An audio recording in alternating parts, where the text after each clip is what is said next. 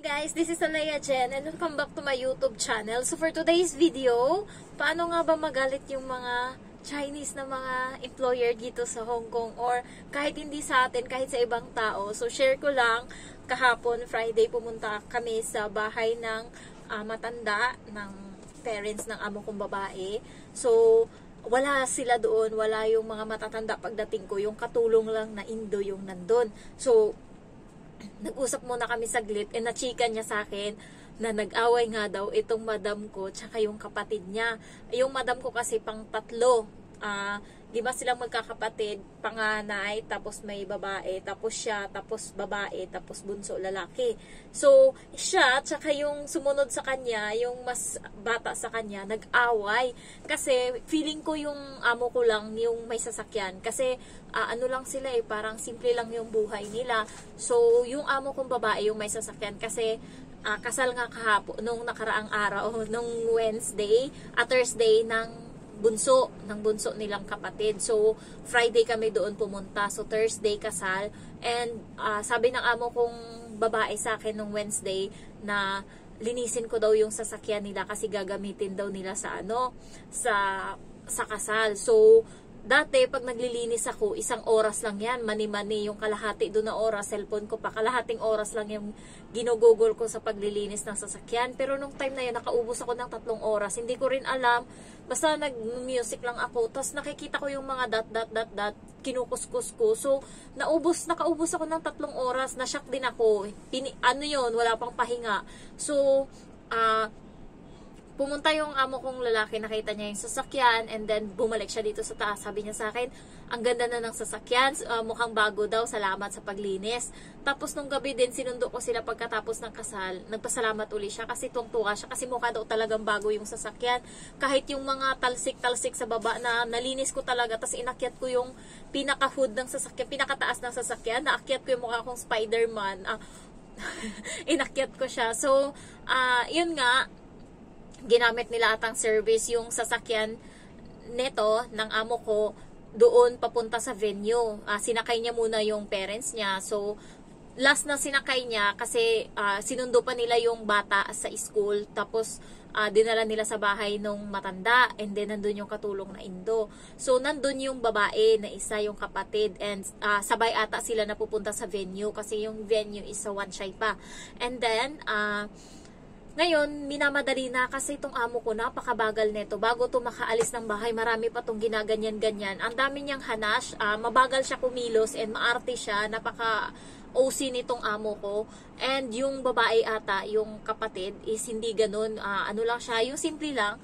Kasi nagmamadali na nga siya. Sabi niya, sabi ng kwento ng Indo sa akin, sabi daw ng babae, ng kapatid, bilisan mo, malilate na tayo. Tapos sabi ng amo ko na inuuna ko pa nga yung anak ko, sabing ganun. Inuuna ko pa nga yung anak ko, una-una daw tong sumigaw tong amo ko. Inuuna ko pa nga tong anak ko. Sabi niya, kung gusto mo mauna ka na, magtaksi ka na. Nagalit na yung babae, nagalit, sumigaw, and then nagwala, tapos nagsagutan sila, and then yung bata nandyan lang, and then yung Indo naglalaro pero naririnig nila. And then pagkatapos yung pinto kasi nila doon is meron pang screen ba, yung pero meron pang bakal na protection bago pinto. Parang meron pa siyang harang. Ayan, so binagsak yung pinto, and then binagsak yung harang na pinto din na bakal. Dalawa yung pinto nila una pinto na kahoy, and then pinto na puro bakal. So binagsak yun ng kapatid. Tapos nung nasa sasakyan na yung amo ko, kinwento niya dun sa sa asawa niya, sa amo kong lalaki. Nakikinig yung bata. So, alam na ng bata na yung nangyari. Kasi nga, sabi nga nung bata, nung nun, bakit ganyan siya? Maiyak-iyak na yung bata, sabi ng Indo sa akin. Bakit ganyan si Sayeye? Sabing ganon. Sayeye kasi tawag nila sa sa tita dito, auntie. Ayan. And then, pagkatapos, pumunta kami dun kahapon. So, alam ko na nag-away nga. And then, doon na kasi nakatira yung babae na yun doon. Ngayon lang kasi yung asawa niya is pumunta ng Korea, nag-aral doon. So 5 months daw siya diyan makitira sa sa matanda. So parati namin siya makikita diyan kada linggo. And then ngayon nga nag-away silang dalawa ng amo kong babae. And then yung amo kong babae, guys, magalit yun siya pero konti lang, lambing-lambingin mo lang maya-maya, tatawa na yan siya. Ganito yung ugali ng amo kong babae. Yung kapatid niya malala yung ugali. So ngayon, nandun na kami. Una naglalaro muna kami ng bata sa kwarto. So sinasarado namin yan, dalawa lang kami sa loob. And then tinawag na nga kami, nakakain na yung bata. So pinapakain ko. Ngayon dumating na yung babae. So nandun lang siya sa kwarto niya. Hindi talaga sila nagpansinan ng amo kong babae. And then lumabas siya ngayon, may dala siyang damit. Lalagay niya sa drawer, nakasimango talaga, nakaganon siya, ganyan yung mukha niya, and then nakaganon, hindi siya namamansin kahit sa mama niya, sa papa niya, wala talaga siyang pansin, hindi siya humingiti. Mas maldita pa pala yun sa kaysa sa amo ko. And then sabi nung bata sa akin, may bisita, tarantado tong bata na to, napaka nito, palaaway. Sabi niya, may bisita pala tayo. Sabi niya ganun, bata pa lang yan, 5 taon. Sabi niya, may bisita pala tayo. Hindi daw siya na-inform, hindi niya daw alam. Sabi niya ganun. Sabi niya, may bisita pala tayo, hindi ko alam. Sabi niya ganun. Tapos sabi ko sa kanya, mag-hi ka sa kanya. Sabi ko ganun. Sabi niya, hindi, ayoko. Naririnig ng babae kasi katabi lang namin yung yung babae, yung kapatid, naririnig niya. Tapos sabi niya, ayoko, hindi ko siya gusto, sabing ganun ng bata. So parang napahiya ako. Tapos yung di tumahimik na ako. Ito namang matanda, yung matandang babae, si Popo. Sabi ngayon, Emma, si Sayeye mo nandyan. Sabi niya, batiin mo naman. Sinagot talaga ng alaga ko sa Chinese. Sabi niya, hindi ko siya gusto, hindi ko siya babatiin. Tapos, tiningnan ko yung amo kong babae. Sabi ng amo kong babae, wag daw. Sabi niya, wag ko daw batiin yung babae, wag kong anuhin si Emma. Sabi niya ganun. Parang, wag kaming makipag-usap sa babae. So, hindi talaga namin kinausap. So, pagkatapos nun, sabi ko sa kanya, wag mo nang anuhin. Tapos, yung babae, parang wala lang narinig, nakasimangot lang siya dun sa gilid. Tapos, nagdadabog siya, pinaglalagay niya yung mga damit niya. Tapos, alis na naman siya. Punta na naman siya sa kwarto. Mas malala pala yung ugali niya, guys, kaysa sa amo ko. Yung amo ko is, lang siya, magalit lang siya.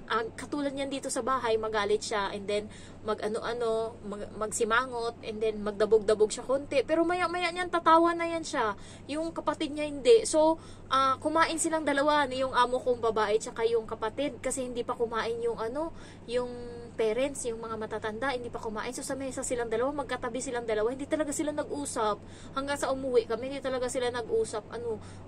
Mahaba yung pride nung babae. Alam mo yung kapatid, kumain ata siya 2 oras. Siya lang mag-isa sa mesa. Tapos kung ano-ano na yung pinagagawa niya dun. Basta kumakain lang siya. Tapos hindi sila, yung amo ko, kumain lang siya, mabilis lang. Tapos umalis siya kaagad dun sa mesa. Tapos umupo siya dun sa may sala.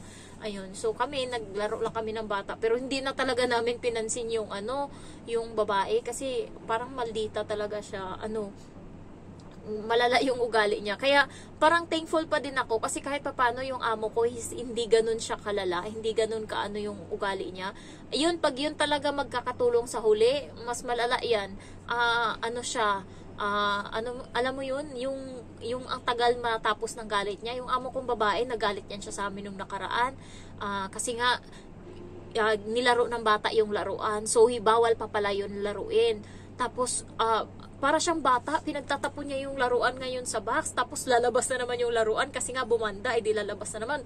Tapos, parang nanggigigil na siya kasi lumalabas. Tapos, hindi ko siya tinutulungan. Nung una tinutulungan ko, parang, anong ginagawa mo? Ba't mo ginaganyan yan? Parang nainis ako kasi hindi naman ako yung nagbukas ng laruan, yung bata. Kaso, ang nerason ng bata, maglaro daw kami, maglalaro si Jen, kaya ako binuksan, sabi ngayon ng bata. Ako talaga yung pinain, kaya managalit yung amo ko, pero hindi niya man lang masigaw-sigaw or hindi niya masabi sa akin, hindi yung pinipigilan niya yung sarili niya magalit sa akin. So, binato-bato niya doon, tapos yung amo kong lalaki, nakatayo lang, nakatingin, tapos ako nakaupo sa harap ng amo ko, tapos nakatingin lang din, tapos yung amo kong babae, parang bata, pinagtatapon-tapon niya ngayon yung mga laruan, tapos naawas na naman, may tumalsik, kukunin niya naman yun, hanggang sa parang maiiyak na siya sa galit. Tapos pinabayaan na siya namin, 3 kami nakatingin, yung amo ko lalaki, yung bata nakatingin katabi ko, tapos ako nakatingin lang, hindi na pinabayaan namin siya. And then nung naligpit niya na yun, binitbit niya doon sa loob ng kwarto, tapos nilagay niya doon, tapos umalis siya. Pero pag-alis na namin, mga siguro 5 minutes, tumatawa na siya sa sasakyan. Okay na siya. So, ganun yung amo ko. Madali lang mawala yung galit niya. And pag nagagalit siya, katulad nung nakaraan na late na nga kami, yung bata nagbabagal pa, nanghingi pa ngayon sa akin ng ng raisin, hindi ako nakapagpaalam sa amo ko kasi nga nagmamadali na kami. Gusto ko kainin niya na lahat para matapos na. Paglabas ng amo ko, sabi niya, ba't kumakain yan? Sabi ko, nanghingi siya ng raisin. Sabi ko ganun sa kanya. Tapos sabi ng bata, sorry. Yung amo ko napagano na talaga. Napagano na talaga siya. Hindi niya alam kung kanino siya magagalit sa akin o sa bata. Tapos umalis na siya, sinarado niya yung pinto kasi nagalit siya sa aming dalawa ng bata kasi nagbabagal kami pareho. Maya bumalik din naman siya uli, tinulungan niya uli ako para makaalis na kami. So yung amo ko, nagagalit siya pero nakokontrol niya yung sarili niya na huwag magalit ng malala kahit sa magsasalita lang siya sa bata kapag nagagalit siya. Yung alam mo yung yung mga amo naman pala talaga dito, pasigaw talaga sila kung magsalita, kaya common na yan. Pero yung yung malala talaga na nagmumura, yung amo ko hindi siya nagmumura, kahit minsan hindi ko pa siya narinig na magmura na use your brain, fuck, ganun, hindi. Sa chat lang, nung pinakita ko sa kanya yung uod nga sa isda, na mahilig niyang kainin yung pink salmon na isda, tapos sinend ko sa kanya na meron ngang uod dun sa isda, siya talaga, napachat siya ng, oh shit, sabi niyang ganun. Talagang nanggigil siya sa lala, naisip niya na ilang isda na yung kinain niya, hindi niya na maalala kung baka may mga uod yun. Pero at least kahit papano, thankful ako sa amo ko, hindi siya ganun. And mag-8 months na ako dito and naano ko na yung ugali niya. Parang nagamay ko na yung ugali niya. Pag nakasimangot siya, hayaan ko lang yan siya. Tuloy ko lang yung trabaho ko. Maya okay na yan siya uli. Minsan, parang 3 beses na siya na hindi na good morning. Nag-good morning ako and then minsan parang wala lang siyang narinig. Ngayon alam ko na kung bakit. Pagkatabi ko siya and nag-good morning ako, hindi siya nagsasalita, lalo pag hindi siya nakapag-toothbrush. Ang baho pala talaga ng hininga nila, guys. Ang baho. Ano pala yun? Dahil sa hindi sila umiinom ng tubig. Alam mo yung isang ganto na lagayan nila ng pitchel, 3 na sila dyan na iinom. Alam mo yun, may sobra pa.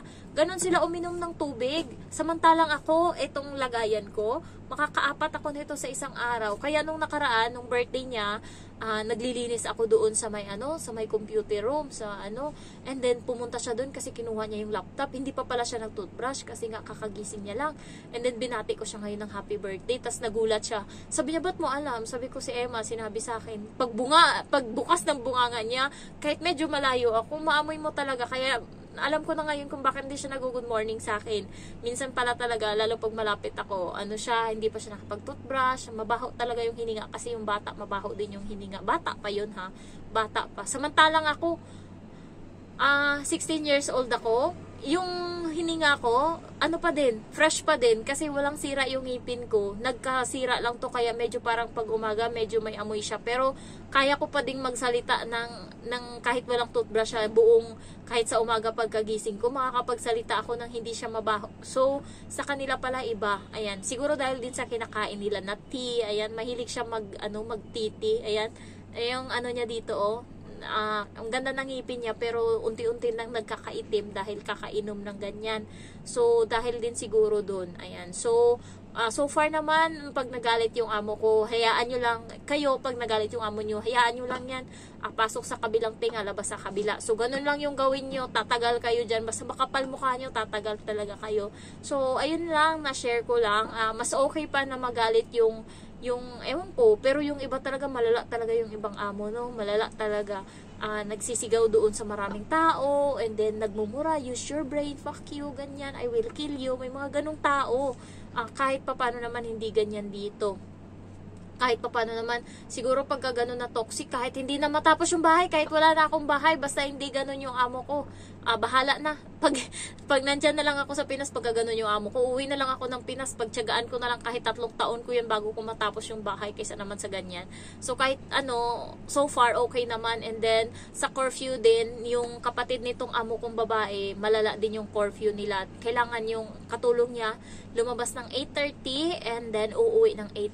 Ayan, sa akin dito wala siyang sinabi kung kailan ako lalabas, kailan ko gusto kong alas 5 ng umaga. Basta pagpatak ng day off mo, pagpatak ng alas 12 and day off mo and gusto mong lumabas, pwede ka makalabas.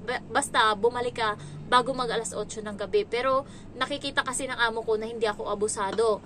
Aalis ako ng minsan 8 or 9, depende sa mood ko kung kailan ko gustong magising. And then, babalik ako niyan. Wala pang alas 4 or alas 4. Basta may araw pa, bumabalik na ako sa bahay. Kaya, naano din sa akin yung amo ko na at least kahit papano may tiwala siya na hindi ako abusado and hindi ako nagloloko sa labas and alam ko yung limit ko. Ayun lang guys. Thank you so much for watching. Bye-bye.